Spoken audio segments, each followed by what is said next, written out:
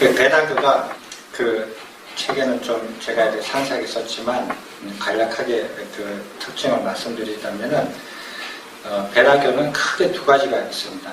두 가지로 나눠집니다. 하나는 청계문학, 하나는 전성문학, 이 두 개로 나눠요. 청계문학은 뭐냐면 신의 말씀이에요. 쉽게 말하면 신의 말씀. 이거 노타치하는 거예요. 아무도 타치할 수 없는 거예요. 신의 말씀. 그 다음에 전성문화는 인간들이 만들어 놓은 문화. 이 두 개를 합쳐져 있는 게 배다교인데, 배다라는 뜻은 지식이라는 뜻입니다. 그러니까 종교적인 지식, 혹은 더 넓게 말하면 모든 종류의 지식, 이런 걸 통틀어 얘기하는데, 크게 그 신의 말씀과 인간들이 만들어 놓은 전성문화, 이 두 가지로 나눌 수 있습니다. 근데 신이 만들어 놓은 그 문학을 청계문학이라고 하는데, 이 네 종류가 있습니다. 만트라, 브라흐마나, 아란야키, 우파니샤다. 이 네 개입니다. 네 가지인데, 얘들이 네 가지를 다 만들어 놓고 시작한 거 아니에요. 시대별 따라서 처음에는 만트라만 있다가 언제 브라흐마나를 만들고 또 아란야키를 만들고 차례대로 세월이 흘러가면서 하나씩 만들어 갑니다. 그거를 이렇게 역사의 흐름에 따라서 보셔야 됩니다. 그리고 만트라라는 것은 리그베다, 사마베다, 아주르베다, 아사르바베다, 이 네 가지 베다가 있어요. 자, 만트라라는 건 진용이라는 뜻입니다. 그죠? 참된 말이라는 뜻입니다. 왜? 신의 말이니까. 그래서 그 베다의 본집을 이 만트라 네 가지 베다인데, 이 베다는 처음에 침입을 할 때는 리그베다뿐이 없었어요.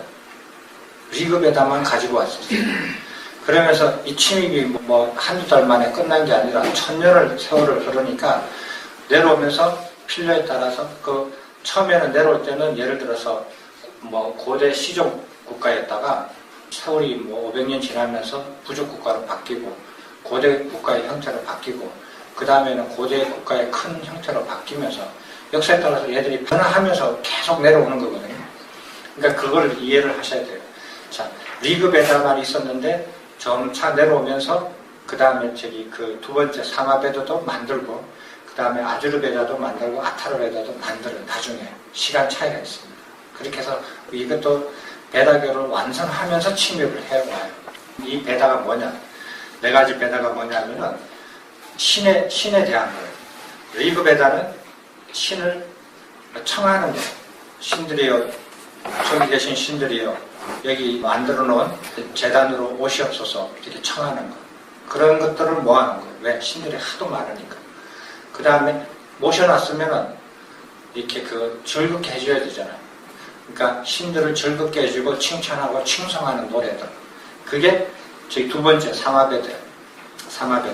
그 다음에 모셔가지고 제장의 신들을 모셔놨어가지고 즐겁게 해줬어요. 그러면은 볼일을 봐야 될 거 아니에요. 용건을 얘기하는 거예요. 그것을 제문들로 만들어진 것이 아주르베드. 신들이여 이것을 해주소서, 저것을 해주소서, 이렇게 청하는 거예요.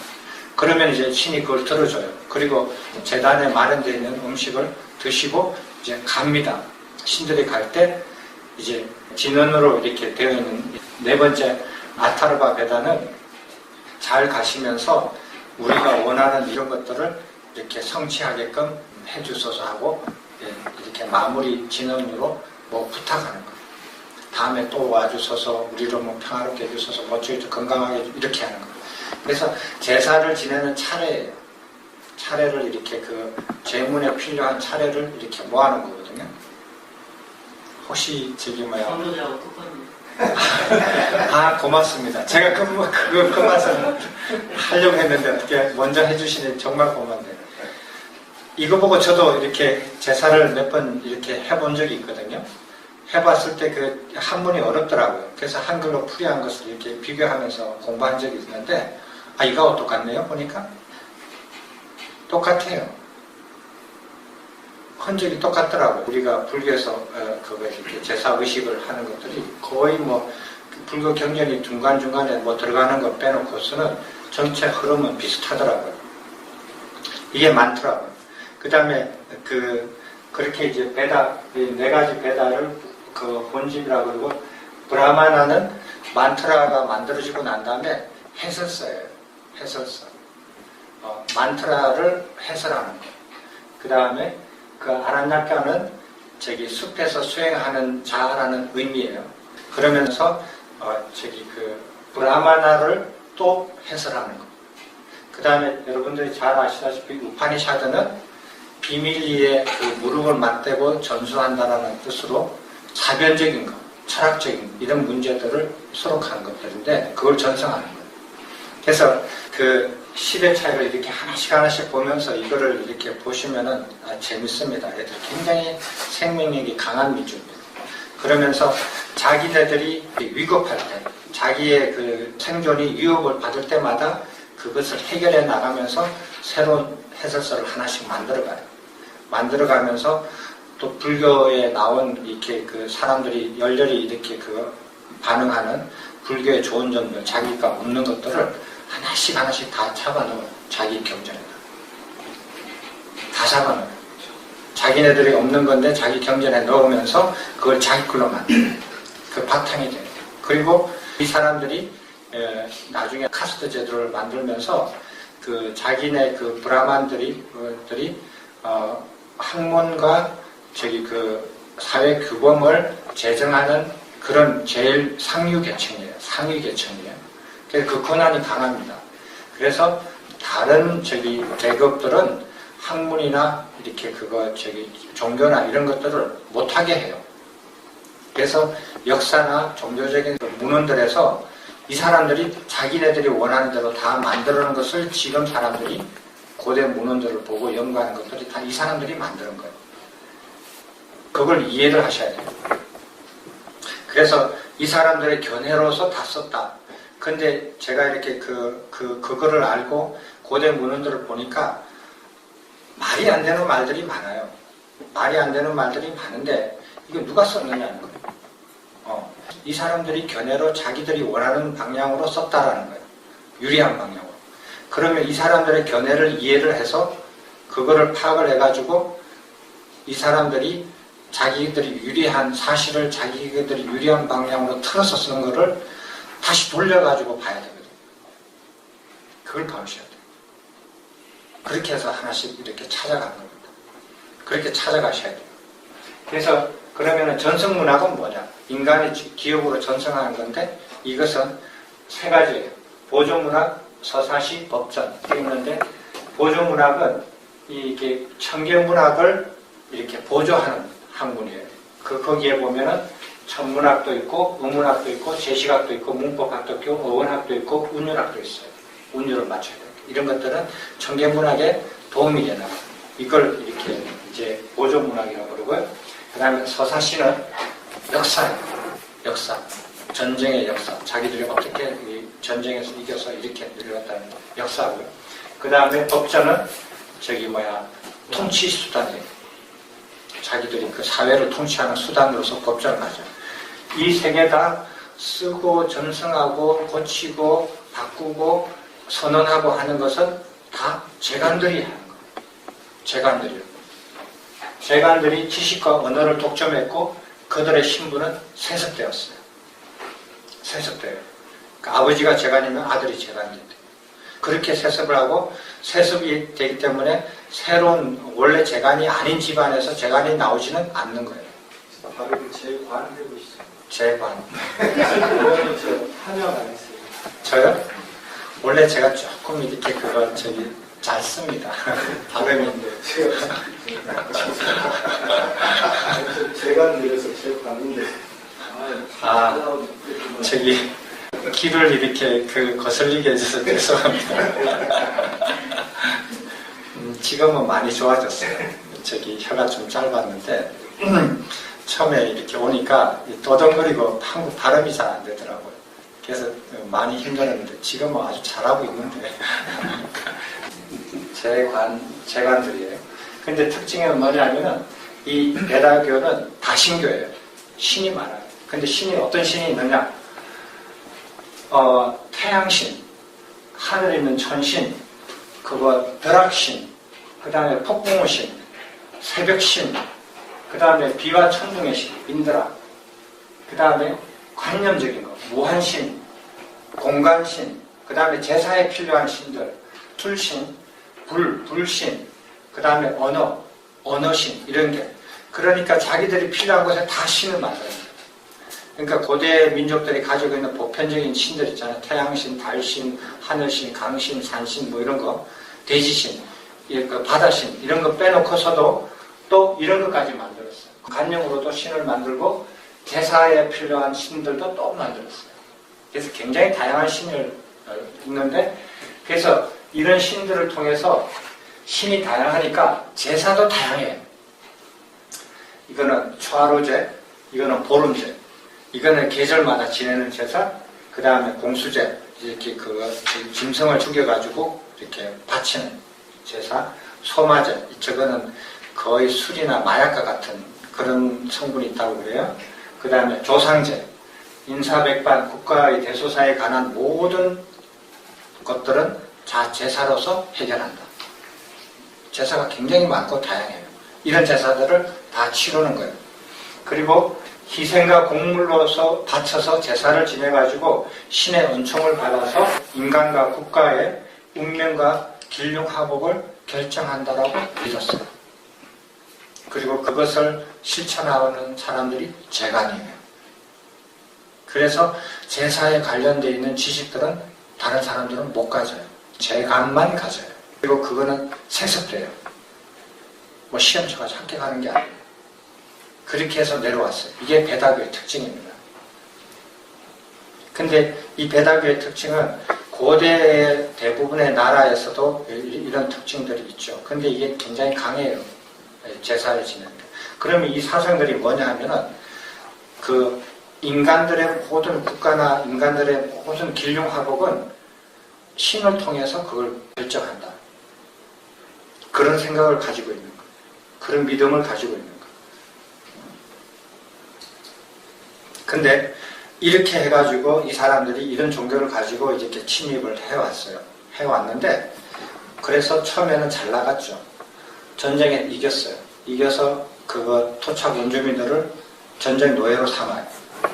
전쟁 노예로 삼아가지고 일을 시켜요. 노동을 시키고 그렇게 해서 자기만 안 죽이면 죽이고 아니면 거기 도망가게 하고 아니면 노예로 만들어서 이렇게 사회를 다스렸어요. 이 사람들이. 그럼 문제 없었어요. 근데 문제가 생기는 게 뭐냐 하면은 고대 시족국가, 부족국가, 고대 국가에서 점점 이렇게 역사가 발전하면서 16대국이 된 거예요. 16대국이 됐는데 그 나라 안에서 재간들이 제일 높아요. 왕들도 제사를 모셔야 돼요. 왕들도 제사를 모셔야 되는데 공짜로 안 해줘요. 엄청난 공물을 바쳐야 돼요. 재간한테. 그렇게 이제 사회를 다스리고 법도 역사도 재간들이 다 제정을 해요. 그럼 왕들은 그냥 싸움만 하는 사람, 싸움꾼이지 정치 국가를 운영하거나 이런 거 별로 없어요. 근데 16대국으로 발전되면서 왕권이 점점 더 강해지거든요. 강해지면서 무슨 문제가 생기냐면은 왕권이 강해져가지고 계급으로는 왕들이 브라만보다도 아래지만은 권력상으로는 어찌할 수가 없는 거예요. 힘이 너무 강하니까 군사를 움직이고 그러니까 실제적으로 권한이 왕이 더 강해지는 상황에서 왕의 말이 왕의 법이 여기 있는 법전보다도 더 현실적으로 강력하게 작용이 될 때가 있어요. 그 시점이 변환이 오면은 그러면 어떤 문제가 생기냐. 왕은 지금 뭐를 해야 돼요? 나라를 보호하고 다른 나라를 침략해서 합병을 시켜야 살아남거든요. 이게 왕의 임무예요. 왕이 만약에 그렇게 해서 전쟁에서 지면 왕이 죽고 거기 있는 브라만들도 다 노예로 잡혀가잖아요. 거기 있는 지면 그럴 수 있기 때문에 왕권을 또 이렇게 인정 안 해줄 수가 없죠. 그래서 왕권을 인정하는데 왕들은 국제정세를 보면서 자기가 살아남아야 되거든요. 그런데 다른 나라에서 오는 국민들을 도움을 얻기를 원해요. 근데 다른 나라에서 오는 국민들은 이 나라 사회 제도 안에서 왈가왈부 할 수가 없고 벗어나 있는 사람이잖아요. 그러니까 토착 원주민들의 종교인들이 우리가 사문이라고 번역하는 샤만들이 그 사람들은 16대국이 있든 아리안이 침입하든 말든 상관하지 않고 숲에서 숲으로 유행을 계속해요. 전통에 따라서. 이 숲에서 저 숲으로 가니까 나라가 바뀌어. 토착 원주민 나라에서 아리안 국가로 바뀌어. 갔더니 브라만들이 있고 베다교의 재간들이 있고 왕들도 있고 평민들도 있고 노예들도 있더라 이거예요. 그 상관하지 않고 숲에서 살면서 탁발하고 수행을 하는 거예요. 그런데 거기에 있는 재간들이 이러한 외국에서 온 종교 수행자들을 자기 문화로 강제를 못한다는 거예요. 그거는 왜? 왕이 그걸 원치 않으니까. 이런 상황이 도달했어요. 그러니까 이런 상황은 재간들이 그걸 통제를 못하거든요. 자기 권한을 넘어서. 근데 이 사람들이 와가지고 조용히 탁발만 하고 가면 되는데 와가지고 뭐라고 했냐면 야, 너 그렇게 하면 안 돼. 너 제사 그래가지고 되니? 이렇게.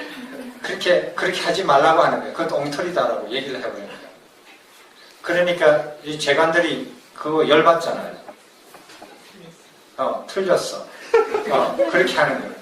그렇게 해가지고 간섭을 하니까 이게 그 자기들의 권한을 가지고 이 사람들을 노예로 만들 수도 없고 죽일 수도 없고 싸울 수도 없고 내쫓아버릴 수도 없고 그러니까 이거 어떻게 할 방법이 없는 거예요. 그러니까 실력으로 이겨야 되는데 이런 문제들이 좀 부딪혀요. 그러면서 슈라만들이 돌아다니면서 자기네 전통에 따라서 돌아다니면서 브라만들을 비판을 해요. 아주 격렬하게 비판을 합니다. 비판을 하는데 비판에서 벗어나서 나중에는 베다교를 위축시켜버려요. 그래가지고 여러 가지 이유가 있어요. 그거 좀 상세히 보시면 재밌습니다. 위축시켜가지고 위축돼가지고 베다교가 거의 망하기 직전에 도달해요. 특히 부처님이 살아계셨을 때 그때는 굉장히 위축이 돼요. 그래서 베다교 사람들이 살아남아야 된다. 살아남기 위해서 변화를 시도합니다. 그 어떻게 변화를 시도하느냐? 브라만으로 바뀌어요. 바뀌는데 그 브라만교의 특징이 뭐냐면은 베다교를 그대로 이어받습니다. 이어받아요. 그거 자기네 거니까. 그래서 베다의 신의 말씀이 그게 진리다라고 하는 베다 청계주의. 그 다음에 산스크리트어가 제일 고급 언어고 그 언어보다 뛰어난 언어가 없다. 그 다음에 브라만 계급, 브라만 종교인들이 제일 위층이다, 상류층이다, 최상층에 속한다 하는 거. 그 다음에 제사로서 안 될 일이 없다. 제사로 모든 걸 다 해결할 수 있다. 이런 게 베다교의 특징이에요. 이걸 그대로 다 받습니다. 받는데 한 가지 더 추가를 해요. 추가를 하는 게 전변설을 추가를 해요. 전변설을 추가하면서 베다교의 재간들을 브라흐마나라는 그 해설서 있죠. 해설서를 만들면서 브라만이라고 하는 계급을 형성을 해요. 브라흐마나라는 해설서를 만들면서 이 해설서를 학습하고 그것을 보존하는 의무를 가진 계층을 자기 스스로 이름을 지어서 브라만이라고 해요. 이러한 종교를 브라만교라고 합니다. 그 베다교에서 브라만교로 가는데 그 변화가 약간 있어요. 약간 있는데 그걸로서 살아남아요. 살아남기 위해서 하는데 여기서 말하는 전변설이라는 게 뭐냐 하면은 이게 배경이 뭐냐 하면은 자기네 베다교에는 신들이 잘 있어요. 가지가지 필요에 따라서 신들이 잘 있는데 토착 원주민들이 와서 전쟁 노예로 잡혀오든지 아니면은 그 사문들이 와가지고 하는 소리 그 사람들도 신이 있다는 거예요. 신이 있는데 토착 원주민들이 아주 열렬하게 숭배를 하는 신이 있는 거예요. 우리 신들을 그들도 보지 않고 저것도 신들만 숭배를 하는 거예요. 이거 어떻게 할 것인가? 어떻게 할 것인가? 이 신들의 문제거든요. 근데 우리 입장에서는 저 신이 안 필요하단 말이에요. 그러니까 저 신을 믿는 사람을 다 죽일 수도 없고. 그래서 어떻게 하느냐? 어떻게 하는 고민하다가 베다교의 최고의 교리의 원리, 최고의 원리, 이걸 브라흐마나라고 했는데 그것을 나중에 의인화를 해가지고 브라흐마나라는 최고의 신을 만들어요. 창출해내요. 그래서 그 브라흐마나가 배다교에 있는 모든 신들을 다 창조했다. 플러스 토착 원주민들의 신들도 창조했다. 서열을 딱 만들어버렸어. 신들을 창조한 신을 만들어버린 거야. 뿐만 아니라 인간들도 그 브라마나가 창조를 했는데 이 인간들도 서열을 딱 정해버린 거야. 카스트제로. 이걸 누가 만들었냐? 신이 만들었다. 그래서 브라만 계급은 저기 어디서 신이 어디서 만들어요? 입에서 만들고 저기 그 크샤트리아는 예 이렇게 그 다음에 옆구리 그 다음에 다리 예 이렇게 내려가죠. 그렇게 해서 자기들이 제일 높은 그 저기 상류층이라고 최상의 층이라고 스스로 규정을 해요. 그게 브라만 교입니다. 그래서 베다교의 재간들이 브라만 계급으로 이렇게 형성을 하면서 브라마나라는 해설서를 만들면서 정당화시키고 거기에다가 전변서를 만들어서 신과 인간의 문제를 다 해결해버려요. 자기 입장. 그래서 토착 원주민들의 시바신이 자기네 브라마나가 만들었다. 이 신도. 그래서 서열은 여기에 속한다. 그래서 너희들도 와서 저기 브라만교에 와서 신한테 숭배하고 재물 모시고 재물 주고 해도 괜찮다. 이렇게 한 거예요. 이게 베다교입니다. 이때 부처님이 세상에 태어나십니다. 이들 때. 근데 이렇게 만들었지만 부처님이 나시고 자이나교도 나오고 이러면서 이렇게 자기들이 살아남으려고 했지만 이 브라만교가 자이나교하고 불교하고 특히 이렇게 아소카 왕이 불교를 퍼뜨리면서 생존하기가 굉장히 어려워져요. 어려워져가지고 또 바뀝니다. 그게 브라만교가 바뀌는데 언제부터 바뀌냐면은 그 아소카 왕의 그 왕조가 마우리아 왕조가 멸망하고 나서부터 바뀌기 시작해요. 바뀌는데 어떻게 바뀌는지 아십니까? 힌두교로 바뀌어요. 근데 힌두교로 바뀌는데 이 사람들은 그 유목민족이에요. 변신이 아주 잘해요. 그 농경민족들은 변신을 잘 안 하거든요. 근데 유목민족은 아주 변신을 잘해요. 살아남기 위해서. 그 브라만교가 힌두교로 바뀌면서 뭐를 하느냐면 신을 하나 가지고 안 되겠다라는 거예요. 브라마나 하나 가지고 안 되겠다라는 거예요. 역겹다. 힘들다. 그래서 어떻게 하느냐. 베다교의 비슈누 신을 이렇게 끌어당기고 이거는 브라만교의 최고 신이죠. 그냥 베다교의 최고의 신의 하나를 끌어들이고 토착 원주민들의 열렬히 숭배하는 신을 끌어들여요. 흡수해요. 시바이. 그래서 삼신사상으로 나갑니다. 신이 세 개 돼요. 입맛에 맞춰주는 거예요. 삼신사상으로 나가요.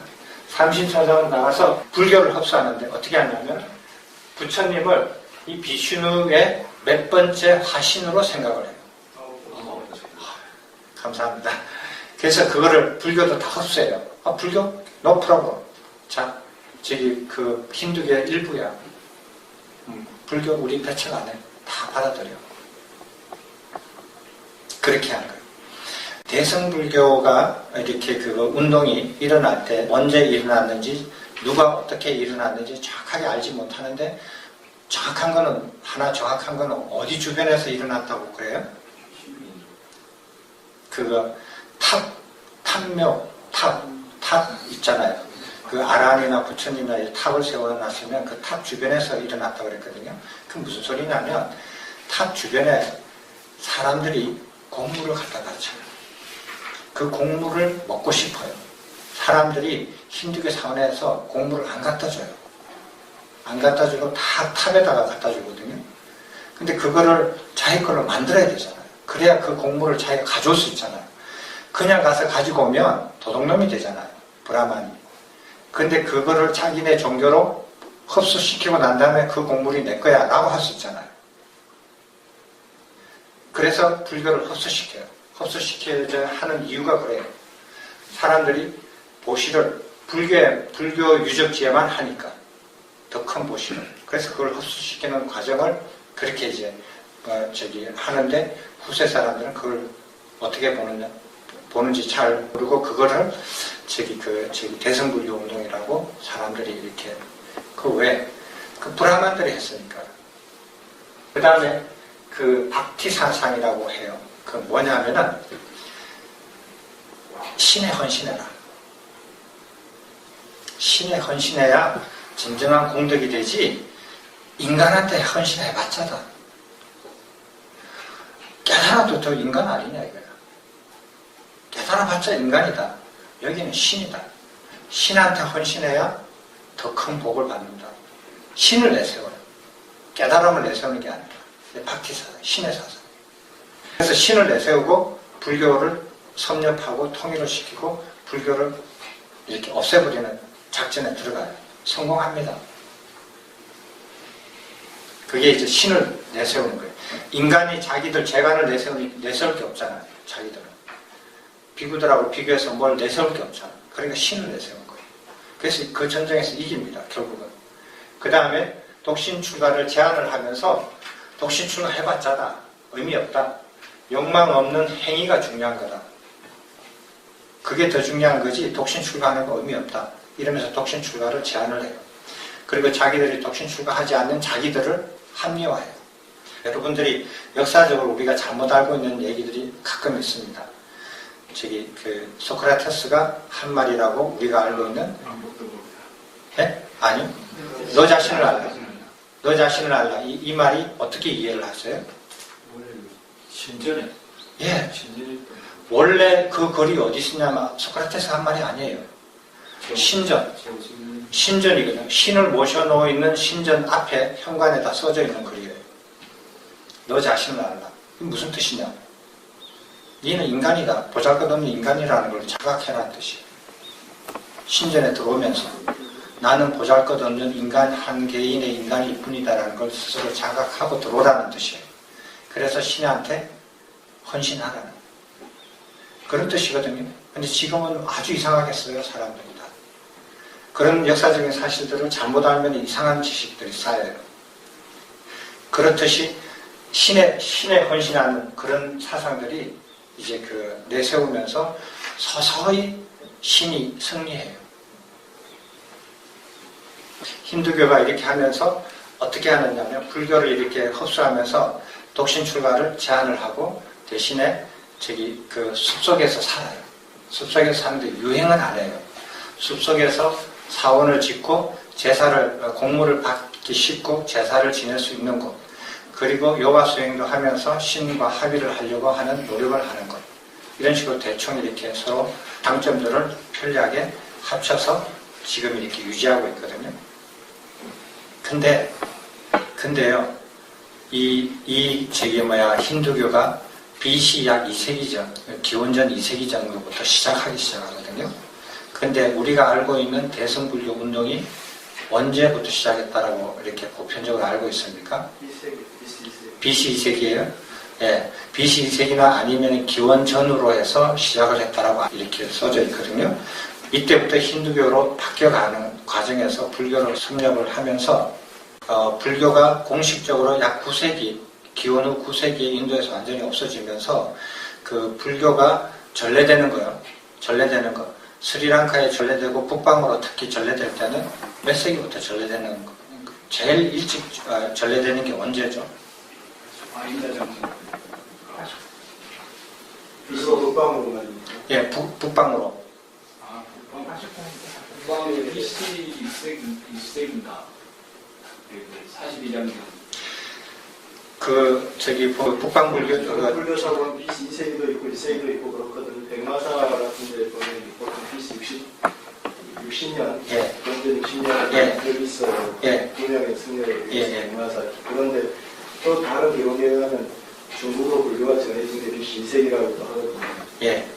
그래서 이렇게 보면은 BC 2세기보다 이전에 불교가 전래됐다라는 기록은 없어요. 그래서 대부분 보면은 보편적으로 이렇게 딱 한 사람 갔을 때 그때부터 불교가 전래됐다라고 하지 않고 그게 어느 정도 이렇게 쌓여서 영향을 받기 시작한 것은 기원 전으로 가거든요. 기원 전으로 보는데 어디를 통해서 북방불교가, 대승불교가 전래됐냐면은 간다라를 통해서 가요. 간다라를 통해서 가는데 그게 뭐 AD 1년으로 기원 후 1년으로 보기도 하고 기원 전으로 보기도 하고 하는데 간단을 통해서 이렇게 북방불교로 갑니다. 그렇다면은 그때는 이미 힌두교가 불교를 어느 정도 한 200~300년 동안 장악을 한 상태예요. 그 불교의 모습이 북방으로 가버려요. 근데 북방에서는 힌두교인지 브라만교인지 베다교인지 불교인지 몰라요. 그쪽에서 오면 다 불교예요. 그래서 지금 대승불교의 이렇게 사원의 형태 혹은 이렇게 사원 운영의 형태 이런 것들을 보면 힌두교하고 많이 닮아 있어요. 제가 네. 화경에 보면 실품 관세보살 공품이 나오고 네. 다른 신앙의 그런 것들이 사실은 천수경에 보면 다란 안에 시바라든지 위시무의 화신의 이름들이 있거든요. 그럼요. 대제라든지 푸른 목을 지닌 존재라든지. 그래서 법화경에 이제 교리라는 게 아까 이제 판교 신앙을 중심으로 해서 법화경이 일어나고 또 반야사상이 일어나고 상황경, 공토사상이 일어나는 그 시대가 BC 2세기고 관세음보살 공품이라고 하는 그리고 그것의 어떤 맥락을 잇고 있는 천수경의 천사를 보면 방금 스님 말씀하신 것처럼 브라마, 위시는 시바가 이렇게 통합된 존재거든요. 그래서 그때 굉장히 또 아까도 얘기했지만 부샤미트라 순가 왕조가 다나온 왕조예요. 그럼으로써 다시 인도의 정통 미파 철학이 불교와 부파 철학의 영향을 받아 세계적으로 정리가 되거든요. 그러면서 그들을 또 정전을 만들어요. 숫들을 만들거든요. 그리고 또 불교 또한 그런 바라몬들이 중심 성으로 인해서 불교의 가르침이 다시 산스크리트로 쓰여지거든요. 그런 그렇죠. 산스크리트 것들이 실크로를 타고 이제 그렇죠. 중으로 전달이 되거든요. 그래서 BC 2세기와 1세기는 불교와 인도 정통 바라몬교가 굉장히 서로 이렇게 살기 위해서 불교는 부처님이 열반하시고 나서 민중으로부터 대중으로부터 멀어졌던 현악 추가 중심주의고 또 지극히 또 현악 자기들 안에 지식 전달 이런 것들로 내가 대중으로부터 멀어진 거예요. 그것을 다시 하기 위해서 대승사상이 이제 일어나게 되고 또 대승사상이라고 하면서 힌두교의 그런 브라마, 위시누, 시바의 그런 어떤 신앙이나 신들의 것을 가져올 수밖에 없죠. 그런 것들이 이제 보살이 탄생하는 거죠. 관세음보살이라든지 기타 여러 보살이 그렇습니다. 그래요. 그래서 이제 그런 것들을 역사적으로 보면 이쪽에서 보느냐 저쪽에서 보느냐 관점이 확 달라집니다. 그래서 우리가 어떤 관점으로 이렇게 보느냐에 따라서 생존했느냐 아니면은 이렇게 통합되는 과정인지 아니면 생존하는 과정인지가 이렇게 보는 각도가 달라질 수 있어요. 근데 이렇게 지금 보면은 거의 모든 사찰의 법당에 보면은 세 분의 부처님이 모셔져 있어요. 남방에 가시면 다 한 분이잖아요. 이런 것들이 왜 달라졌을까 하는 것들도 저는 이제야 이렇게 의문이 들어요. 옛날에 당연히 저런 줄 알았죠. 그리고 환경 같은 데 보면 보살 같은 거 많이 있잖아요. 근데 보살 사장 같은 거 이런 것을 이렇게 굉장히 이렇게 신선하고 현대에 도움이 많이 되는 사상이라고 막 그렇게 말씀하시는 분들도 많이 들었거든요. 근데 이렇게 니까에 보니까 보살이라는 어휘가 나오죠. 근데 어디에 씁니까? 부처님 깨닫기 이전에. 그렇죠. 부처님께서 전생에 혹은 현생에 깨닫기 이전에 자신을 지칭할 때. 두 가지가 나오는데 방금 그게 네. 하나고요. 네. 하나는 마이테리아 미륵보살 얘기할 때 두 가지로 나옵니다. 네. 근데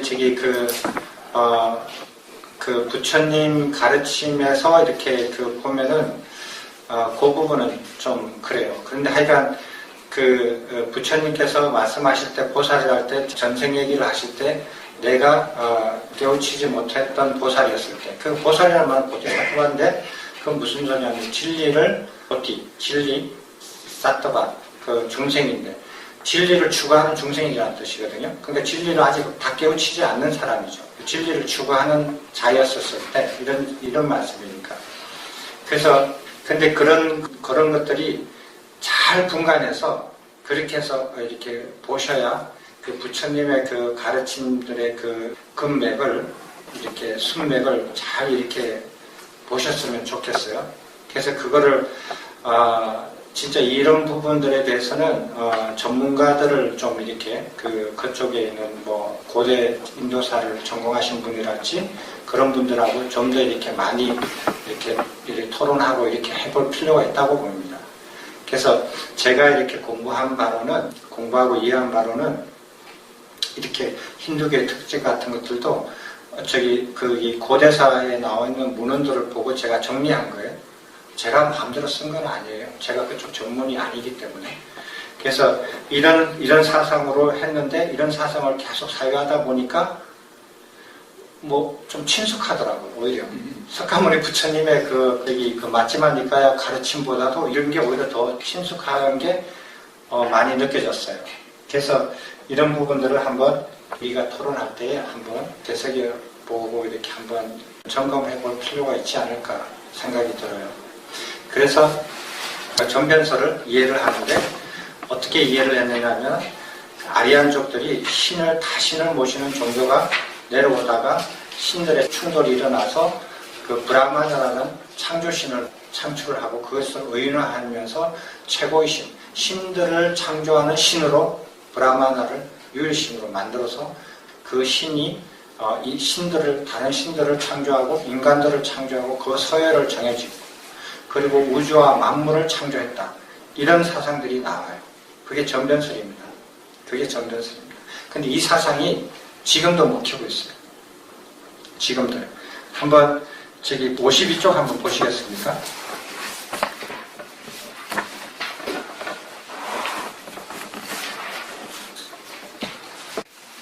거기 위에서 보면은 11번째 줄요.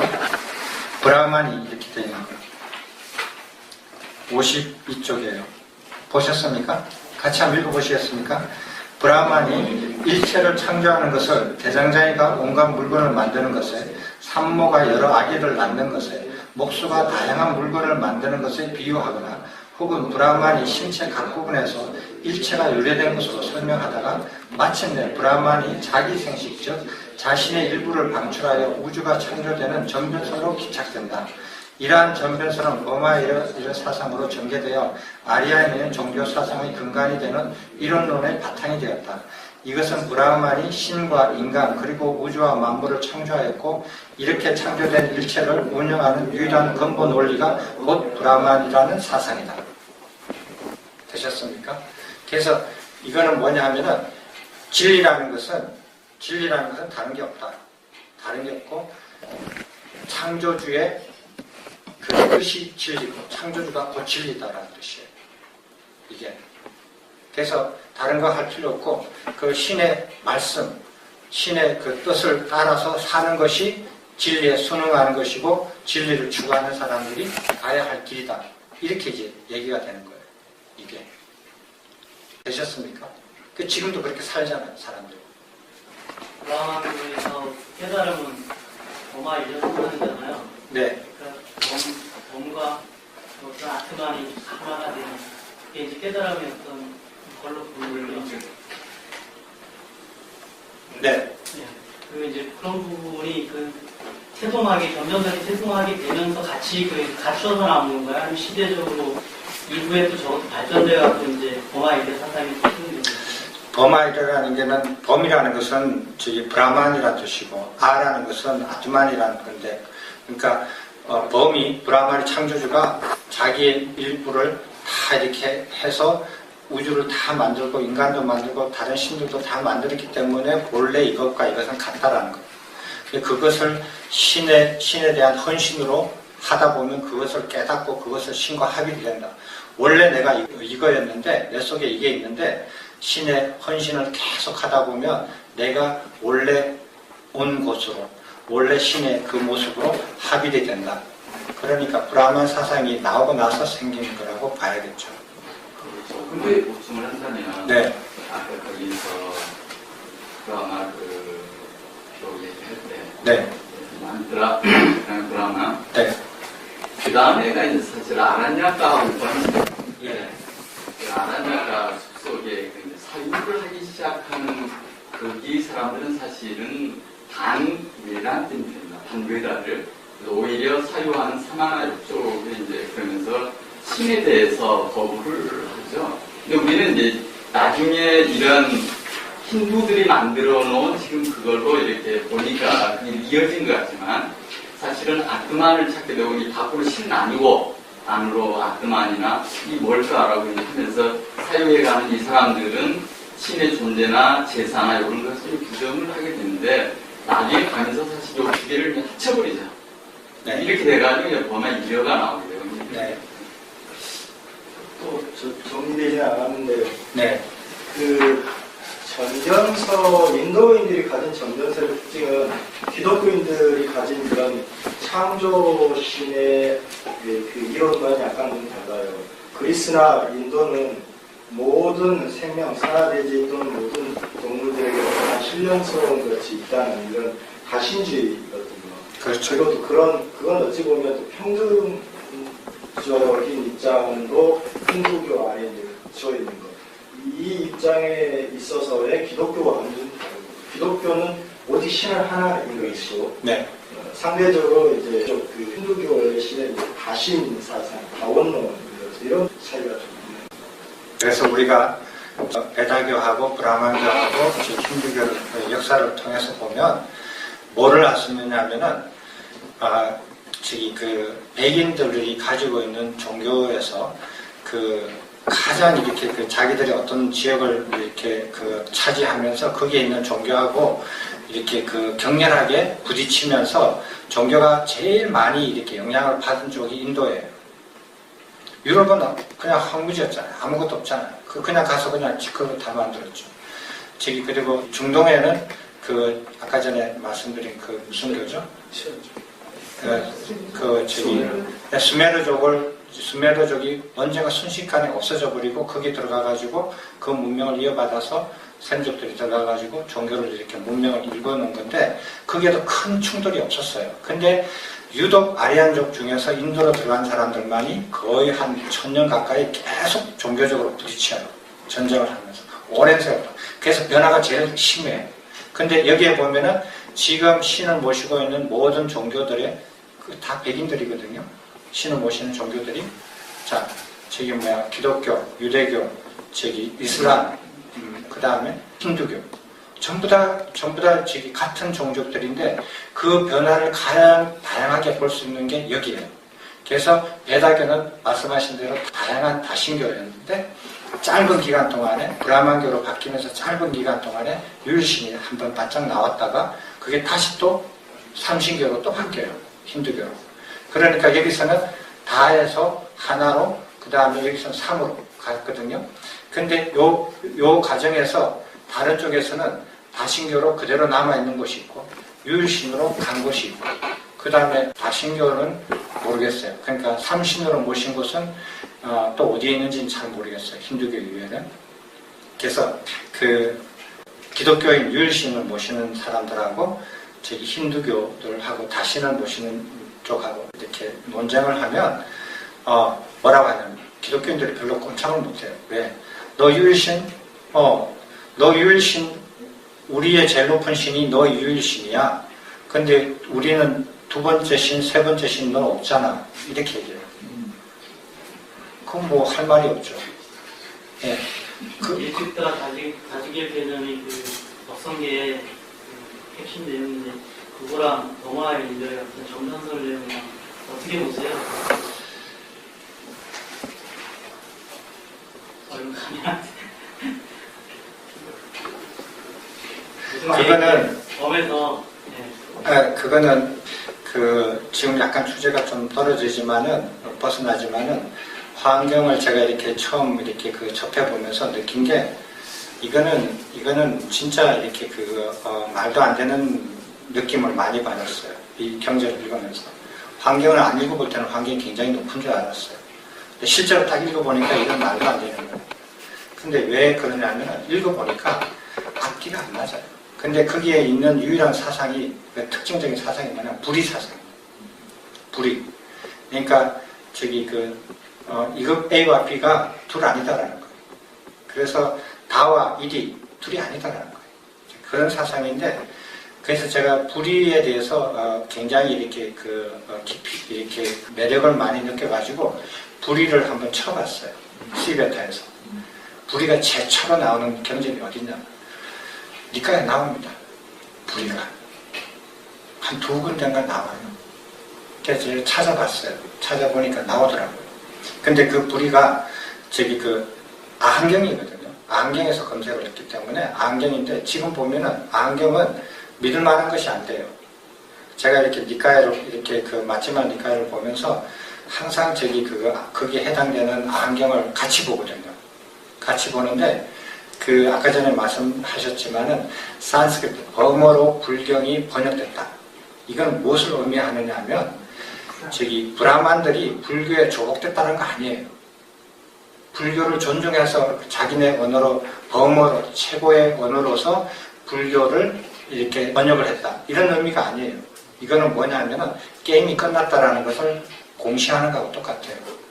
불교는 사라졌다. 불교는 우리가 잡아먹었다. 라고 발표하는 거하고 똑같은 말이에요. 우리가 예라교와 이렇게 브라만교의 특징을 봅니다. 그래서 조금 더 이렇게 스님들 상세하게 이렇게 토론하시면서 공부하시겠지만, 브라만이 아닌 사람이 범어를 몰래 듣거나 흉내를 내면 어떻게 되죠? 네.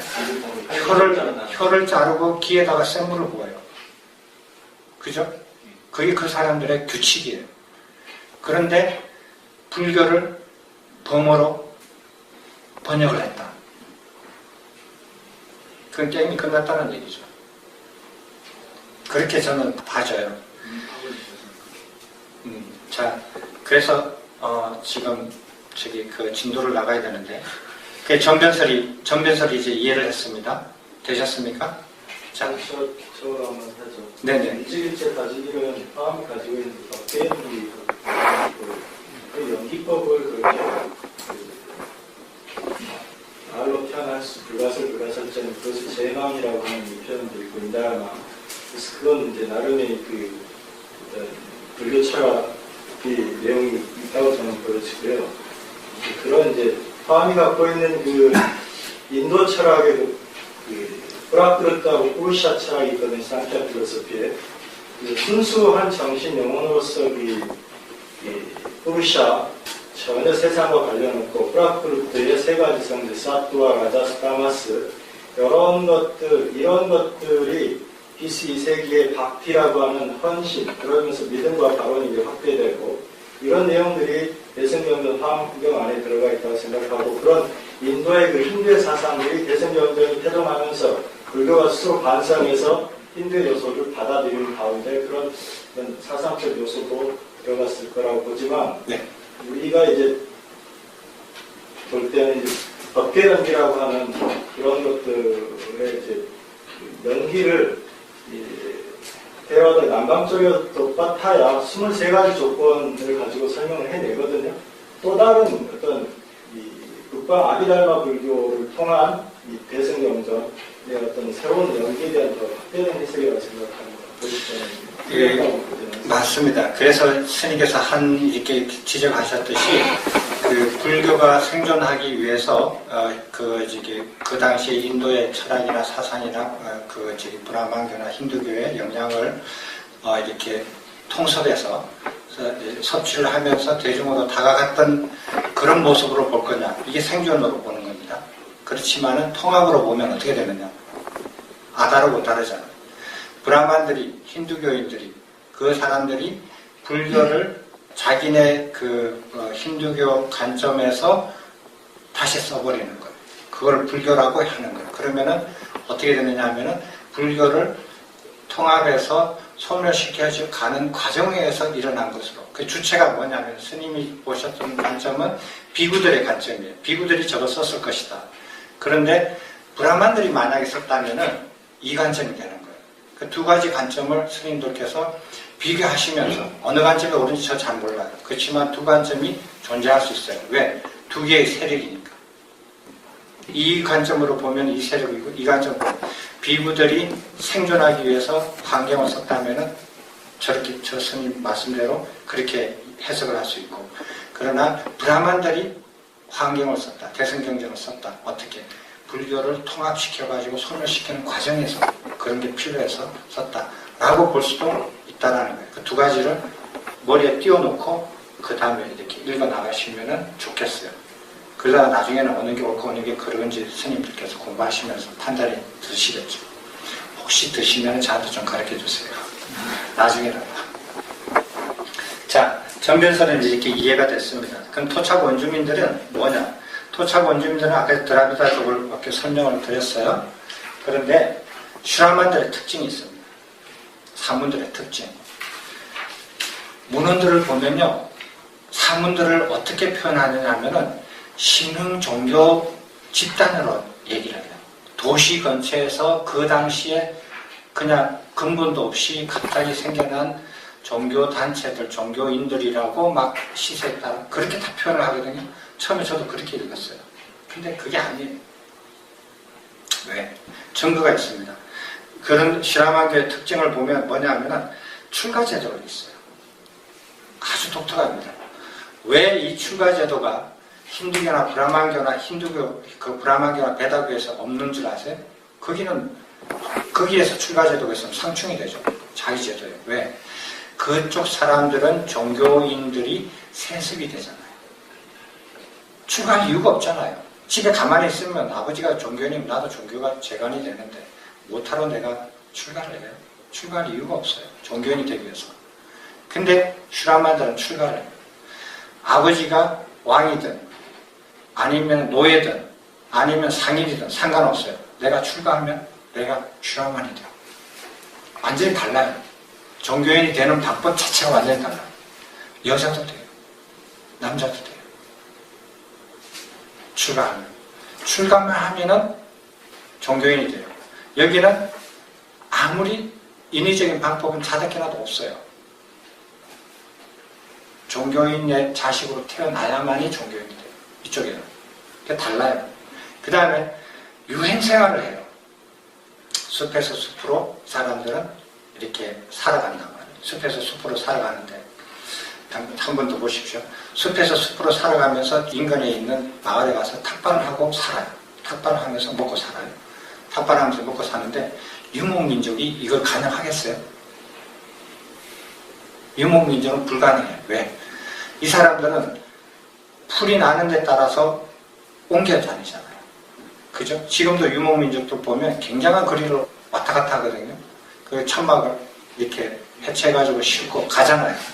가다가 막 달려가죠. 그리고 그 풀 있는 곳에서 짐승들 해놓고 먹이고 또 풀 다 먹으면 또 내려가서 잡고 그리고 다시 또 봄이 오면 다시 올라오고 겨울이 되면 내려가고 이 길이가 만만치 않은 사람이 못 걸어다녀요. 그런데 숲에서 돌아다니면서 탁발해요? 굶어 죽죠. 어떻게 뛰어가요? 뛰어가도 못 쫓아가요. 그러니까 유목민족에서 탁발제도가 나온 거 아니에요. 농경하는 민족에서 탁발제도가 나왔다고 봐요. 왜? 농경하니 그게 항상 있잖아요. 그러니까 마을이 이미 고정되어 있어 거기서 농사 짓고 계속 살고 있으니까 그 마을에 따라서 인근 숲에 따라서 왔다 갔다 하면서 마을에 가서 탁발하고 먹고 살 수 있는 거예요. 그래서 출가제도는 저기 그 신을 모시는 베다교나 브라만교나 힌두교에서 없는 거고 탁발제도 거기서 없는 거예요. 그 다음에 슈라만의 특징이 뭐냐면은 뭔지 모르지만은 벗어나려고 한다. 해탈하려고 한다. 그래서 그 열반을 이루려고 하는데 부처님께서도 경전에 보면은 그 비구들한테는 열반이라는 말씀을 하시지만 외도들한테는 열반이라는 말씀 안 하시죠. 뭐라고 해요 이게? 외도들한테 오면은 열반이라고 말씀 잘 안 하시더라고요. 합의? 아니요. 네. 위목하. 열반에 해당되는 그 어휘를 외도들한테는 다르게 설명하셔요. 비구들한테는 열반이라고 하시는데 외도들한테는 최고의 경지. 네, 최고의 경지라는 말씀을 쓰시더라고요. 그래서 최고의 경지, 그게 뭐냐? 모든 것을 다 벗어나서 더 이상 벗어날 수 없는 최고의 경지, 절대 경지. 이런 것으로 가려고 하는 마음이 있어요. 이 사람들 사상에. 그 다음에 그것으로 가기 위해서 반드시 지불해야 돼요. 대가를 지불해야 돼요. 그 방법을 익혀야 돼요. 그거 방법으로 요가와 고행을 했어요. 그 사람은. 그런데 이것을 얘들이 그 리그베다에 다 삽입을 해요. 삽입을 해서 나중에 자기 것처럼 얘기해요. 근데 구전으로 했기 때문에 글로 썼으면은 야, 너 이거 예전에는 없었는데 BC 5세기에 너 이 단어 넣었지. 너 걸로. 여기 증거가 있어. 이렇게 말할 수 있는데 구전으로 했기 때문에 증거가 없어요. 예. 왜? 말로 하니까. 글로서 삽입을 하면 단어를 삽입하면 증거가 나오거든요. 말로서 전수를 하니까 후대에 넣어도 옛날에 있는 것처럼 자기 걸로 만들어버려요. 그렇게 해서 요가와 고행, 해탈 이런 것 유행은 별로 안 좋아했어요. 그 사람들이. 이런 제도들은 자기한테 필요하고 사람들한테 자기 것을 다른 그런 거를 숭상하는 좋아하는 사람들을 자기 편으로 만들기 위해서 자기 것들이 미국 베다나 베다 쪽에다가 나중에 삽입을 해요. 다. 그리고 그걸 또 체계화시킨 것은 저기 뭐죠? 네 번째 저기 해설서 아까 전에 뭐였죠? 거기에 우파니샤드에 그런 걸 체계적으로 넣어서 완전 자기 걸로 다 만들어버려요. 자, 근데 이 사문들의 특징이 육사외도가 있습니다. 육사외도가 있는데 육사외도를 이렇게 그 문헌을 보면은 다 이상한 사이코처럼 설명을 해놨어요. 보면은 브라ಹ만들이 육사외도를 훌륭하게 이렇게 표현하기는 싫겠죠. 말이 안 맞고 설명에 말이 안 맞고 참 이상해 이해하기가 어렵게 써져 있더라고요. 근데 제가 이렇게 그 여러 문헌을 참석하고 이렇게 여기저기서 조그마한 정보들을 모아가지고 이렇게 해석을 해보니까 이렇게 되어 있습니다. 프라냐카사파는 우연론자라고 설명하는데 이분은 노예 출신이에요. 한 500명의 그 대중들을 이끄는 사람인데 그 선악을 부정을 해요. 선악을 부정하고 선악을 부정하기 때문에 크게 선악에 대한 과보도 우연히 생기는 거지 선의 갑으로서 복을 받는 거고 악의 갑으로서 벌을 받는 거 아니다 이렇게 하거든요. 근데 이거를 좀 더 자세히 보면은 그 이분이 그 교단을 형성하는 힘은 그 심통이에요. 심통이 있었어요. 심통을 가지고 이끌었고 이거 가르침을 보면은 뭐냐 하면은 그 브라만들이 아리안족들이 말하는 선악을 부정한 거예요. 그걸 부정하고 너희들이 말하는 선악은 다 거짓이다라는 뜻이에요. 근데 브라만들이 그걸 기술하니까 우리의 선악의 개념이 다 틀렸다라고 말할 수는 없잖아요. 근데 그분이 지적한 것은 아리안족들이 그들 사이에서 말하는 선악들이 다 틀렸다는 거예요. 왜? 저번에 나라 안에서는 살생하지 말아놓고 나가서는 다 죽이잖아요. 제 육사외도에 대한 가르침은 유일하게 글전만 남겨 있거든요. 아, 어떻게요? 글전. 글전 내에서. 글전 내에서만 아, 그래요? 육사외도에 대한 예, 얘기가 예. 있어요. 다른 건 없거든요. 아, 그렇군요. 그러니까 우리 승려가 이제 그렇게 기록, 경전에서는 그렇게 구체적인 기록을 안 했는데 스님이 방금 말씀하신 게 굉장히 해석이 저는 좋거든요. 네. 예를 들면 기존 기득권의 그런 선악 기준이 네. 부정된 그런 네. 게 그래서 제가 이거를 엄청나게 골 때리면서 이렇게 그거 했거든요.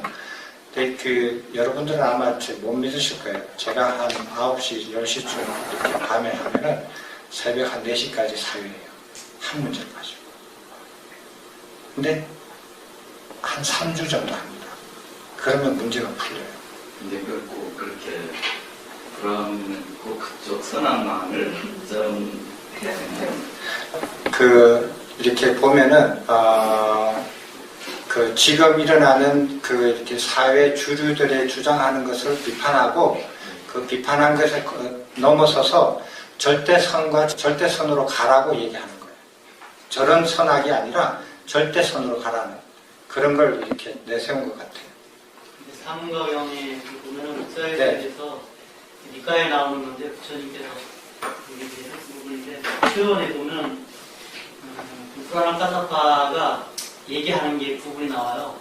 그 부분에 보면 사람을 칼로 난도질해서 죽여도 그 죄가 안 된다 이런 비유가 나옵니다. 네. 네, 저도 봅니다. 네, 그런 구조도 이제 네. 어떤 그 시대상을 비춰서 이제 한 거라고 봐야 됩니다. 그런 걸 저도 이제 보면서 잘 이해하십시오. 한 가지 조금만 더 그런데 예, 예. 지적을 하셨잖아요. 이제 신통 부분을 예, 사실 마카리고사마도 이제 신통 쪽에 예. 하고 그러면서 스님은 이제 비하는 하시지만 거기도 사실은 인과 이걸 규정을 하죠. 예, 그런데 그게 신통으로서 하는 사람의 행위가 정당화되려면 사실은 좀 그 어떤 그 또 다른 그 신통이니까 그 인과 이렇게 얘기하면 이게 좀 논리상으로 맞지 않을 수도 있는 부분이기 때문에 이제 스님께서 이렇게 선악, 인과 또 그게 결과고 그런 거 아니다라고 하는 부분이 꼭 그렇게 외다 쪽에서 말하는 또는 브라ಹ୍먼이 얘기하는 꼭 그것만으로 한정하는 것은 좀 아닐 수도 있지 않나. 조금 너무 좀 이렇게 예. 좁혀지는 예. 의미 아니겠나. 예, 좋습니다. 예, 예, 고맙습니다. 다음에 두 번째는 산자야 벨라테푸티는 이렇게 뭐를 했냐면은 아리안족이 말하는 신의 말씀, 이게 진리다라는 것을 부정한 거예요. 성언양을 나는 못 믿겠다. 알 수 없는 것은 알 수 없다라고 얘기해야지, 알 수 없는 걸 가지고 너희들이 맞다라고 얘기하느냐. 그래서 나는 그런 문제는 나는 알 수 없다라고 얘기한다. 그럼 나는 뭐를 알 수 있는, 지각에서 알 수 있는 것, 혈량만 나는 알 수 있다. 그래서 성언양을 부정하고 혈량을 도입합니다. 성언양은 그거는 알 수 없는 거다. 맞다 틀리다 얘기 안 한다. 너가 틀렸다라고 얘기하지도 않고 맞다라고 얘기하지 않는다. 나는 그거는 모를 뿐이다. 그렇지만은 알 수 있는 것은 누구나 알 수 있는 혈량만으로 나는 판단하겠다. 이렇게 주장을 하는 겁니다. 그래서 이 사람을 불가지론자라고 얘기를 해요. 후대에서. 근데 이 사람은, 세 번째 사람은 혈량만 가지고 진리를, 이 우주의 모든 것들을 설명할 수 있다. 라고 이렇게 얘기하는 거예요. 그 혈량 어떻게? 지수학풍 4대로서 이 우주가 어떻게 모든 게 다 형성이 됐다라고 말을 하는 거예요. 그러니까 그 진리가 성언양으로만 진리를 이렇게 알아낼 수 있는 게 아니라 혈량으로도 진리를 알아낼 수가 있다. 어떻게? 4대로서 이 우주가 모든 것들이 다 형성이 되어 있다. 그래서 이 사람을 유물론자라고 해요. 됐죠? 근데 이 네 번째 사람은 사요수설에서 야, 지수학풍만으로 되면 사람의 생명이, 고락이 있고 사람의 생명이 있는데 그걸 어떻게 설명하니? 그 말이 안 맞잖아. 그거 우리 넣자. 고락, 명화 넣어가지고 7개를 만들어. 그래가지고 물질뿐만 아니라 생명들도 혈량으로 우리 해보자라는 거. 그래서 그렇게 됐습니다. 그 7가지. 그런데 여기서 이 사람은 야, 7가지 가지고 부족하다. 왜? 공간이 없잖아. 물질이 이합 집산하려면 공간이 있어야 되잖아. 공간 넣어야지. 그 다음에 물질이 이렇게 모이고 흩어질 때 그게 생과 멸이 있잖아. 그게 뭐라 그러죠? 그 물질이 모였을 때, 흩어졌을 때 규칙이 있어야 된다. 덕실이 있어야 된다. 그게 법이에요. 그 다음에 생명도 모였다가 생명 현상이 생기고 죽잖아. 그것도 설명해야 된다. 그건 생사의 법이 있다. 그 법이 있다라는 데서 여기 5가지를 넣어서 12요소설을 주장합니다. 그래서 현상까지 설명해요. 이 사람은. 현상까지 설명하는데 뭐가 들어갔냐면 비량을 넣어요. 비량을 포함해요. 비량이 뭐냐면 덕실과 생사가 법이라는 거예요. 그걸 추론으로 말하는 거예요. 그래서 법을 발견을 해요. 추론으로. 근데 그 법이 뭐냐? 모른다. 그렇지만 그런 법이 있다라는 거예요. 비량을 도입을 합니다. 비량을 도입해서 사람이 이제 사유하는 폭을 확 넓혀줘요. 그게 굉장히 큰 역할을 합니다. 이게 사명외도죠. 사명외도인데 이 사람들은 이 법이라는 것은 인간이 조작할 수 없는 거다. 조작하는 건 법이 아니죠. 인간이 조작할 수 없는 법이 이미 정해져 있고 그 법에 따라서 인간이 태어나고 죽는다. 만물이 합쳐졌다 흩어진다. 이렇게 설명하는 거예요. 그래서 운명론자가 돼요. 인간이 아무리 수행해도 소용없다는 거예요. 어떻게 수행하느냐? 더 이상 죄를 짓지 말고 더 이상 때를 묻히지 말고 규칙대로만 살아라. 때를 묻히지 않고 깨끗하게만 계속 살다 보면 언젠가 생사를 거듭하다가 언젠가는 정각을 이루게 된다. 운명이 결정되어 있다. 이렇게 보는 겁니다. 이렇게 해서 수행을 했어요. 근데 이 사람은 이 12호소설을 너무 복잡하다. 너무 많다. 그래서 이것을 다 5개로 합쳐요. 그렇다고 새로 들어오는 거 별로 없어요. 합쳤는데 뭘로 하느냐. 물질과 비물질로 나눠요. 일단 양분을 시켜요.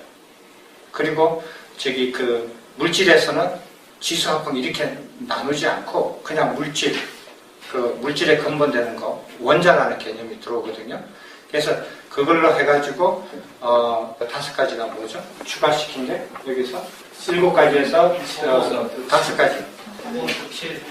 도공, 덕실, 생사를 합쳐가지고 법이라고 그래요. 그리고 하나 더 추가한 거 비법이라고 해요.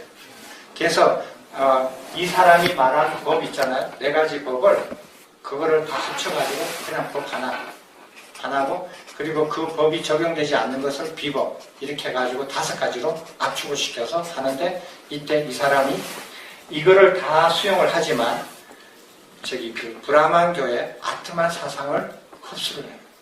그래서 이 사람은 짬뽕을 해요. 짬뽕을 하면서 그 이론의 체계를 완성시킵니다. 그래서 이 사람은 윤회를 어떻게 보느냐 그리고 업을 어떻게 보느냐 하는 것을 정확하게 표현을 해요. 업이라는 것은 아주 미세한 먼지다. 미세한 먼지라서 이 몸에 달라붙어 있다. 명하에.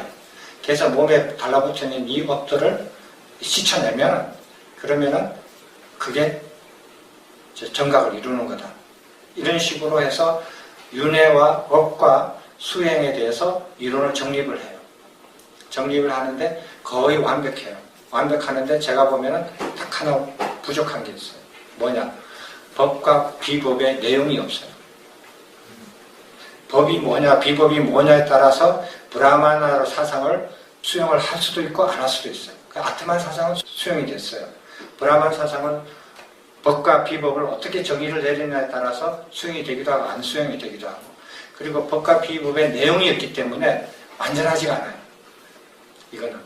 그래서 이 사람이 하는 거는 이 기존에 있는 사상들을 일부를 다 포함을 했지만 이론적으로 보면은 완전하지 않기 때문에 깨달은 사람처럼은 느껴지지 않아요. 근데 이 사람은 니간타는 니간타의 24조예요. 24조. 니간타라는 종교단체가 있었는데 그거의 24조예요. 24대 조실이라고요. 근데 24대면은 한번 계산을 해보십시오. 뭐 한 50년씩 해가지고 24대면 1200년이잖아요.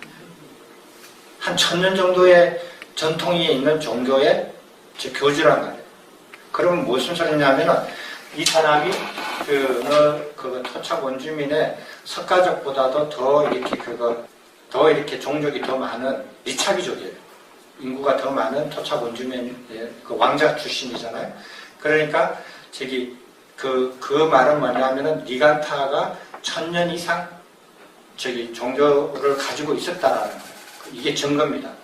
토착 원주민들은 종교가 있었다라는 거예요. 그래서 실화만들이 도시가 생기면서 새로 생긴 신흥 종교 집단이 아니에요. 이걸로서 이게 증거예요. 그래서 1000년 이상의 사문들의 전통이 내려왔다는 거예요. 그리고 이 사람이 니간타를 개혁해요. 개혁해가지고 자이나교라는 것으로 개혁해서 지금도 인도에 있습니다. 불교는 사라졌지만 예전에 신을 주장하는 데도 있던데요. 네? 실제 신 5가지만 주장하는 게 아니라 시간과 운동을 넣어가지고 6가지 주장하는 그런 게 있어요. 그렇습니까? 예. 네. 그 부분은 제가 잘 못 본 것 같아요. 제가 본 거는 50제씩만 봤는데 그 60제씩은 제가 잘 못 봤어요. 시간하고 운동. 시간하고 운동요? 시간을 넣는 데도 있고 운동을 넣는 데도 있고. 그거는 조금 좀 그렇습니다. 공간은 넣는 거는 위에 있지만 예를 들었지만 시간을 넣는 것은 조금 달라요. 개념이. 그거는 조금 후세에 이렇게 해석한 방법이지 않을까 하기도 하고요. 시간을 이렇게 의미 있게 보는 각도는 이제 다음 시간에 한번 토론 가능하다면 해보시겠습니다만 시공간이라는 개념이 들어오면서 아주 현대에서 시간이라는 게 중요하게 생각을 하기 시작했거든요. 그 당시에 시간을 포함했다는 건 요소라는 것은 조금 어렵게 제가 받아들여집니다. 요소란 뜻이 뭔지 아시죠? 요소. 요소라 할 때 요소요. 수면 뭐 기초. 아니에요. 영원 불멸한 거예요. 요소라는 것은. 영원히 불멸하는 게 요소예요. 그냥 실존하는 실체예요. 그러니까 이 4가지, 7가지 요소로서 우주 만물, 인간, 모든 신들, 모든 것을 다 이렇게 만들었다라는 것은 뭐냐면 이 요소가 진리고 이 요소가 영원 불멸하기 때문에 그래요. 이 요소라는 그 개념을 이렇게 잘 이렇게 파악을 하셔야 돼요. 여기서 요소설이라는 것은 엘리멘트라는 뜻은 뭐냐면은 이 요소는 깨어지지도 않고 변하지도 않고 영원 불멸하게 그 모습이 영원히 지속하는 거예요. 이것들로서 변화하는 이 세상을 다 설명하는 거예요. 이런 개념이에요. 그다음에 구어가 얘기하는 그 요소에 각각 마다 아트만이 있다고 보는 것이 이제 그 배당의 브라망도 입장으로 봐도 말씀은 영원 불멸한 게 아니죠. 그 개념 다르죠. 적치설에서는 요소, 만져서 감각할 수 있는 이런 요소로서 이 우주에 있는 모든 것들을 만들어졌다라고 그게 진리라고 그게 진리고 영원불멸한 진리고 그리고 만들어진 이 변화하는 모든 것들은 그 요소로부터 만들어진 거라고 보는 관점이거든요. 그 다음에 정변설은 뭐냐면은 이 우주의 절대 진리는 신이다. 땡. 신의 말씀과 뜻이 진리다. 그것만 따르면 된다. 그게 어떻게 뭐 이 세상을 다 만들었는데 그 구체적인 건 몰라도 된다. 그냥 그것만 따라라. 관점이 그래요. 그래서 관점이 확 다릅니다. 정변설은 본 적도 없고 만질 수도 없고 다른 사람이 주장하는 그 신이 진리라고 진리, 영원 불멸한 진리라고 보고 거기에 헌신하는 거예요. 그걸 믿고. 적치설에서는 나 그거 싫다. 만지고 보고 할 수 있고 추론할 수 있는 것으로부터 모든 우주 만물이 진리가 거기서부터 다 형성이 된 거다 라고 보는 거예요. 관점이 다르죠? 불교에도 그러면 지수화풍 사요소가 있지 않습니까? 그럼 철석을 불교에서 차용을 했다고 봐야 됩니까? 그 아주 좋은 질문입니다. 저기 다음 시간에 일체법에 그걸 다시 한번 질문해 주십시오. 그게 제가 말씀드리겠습니다. 제가 잊어버릴까요? 그러면은 오늘은 정변설하고 적치설의 기본 아이디어를 보는데요. 다음 시간에 스님들께서 허락하시면은 제가 적치설 있잖아요.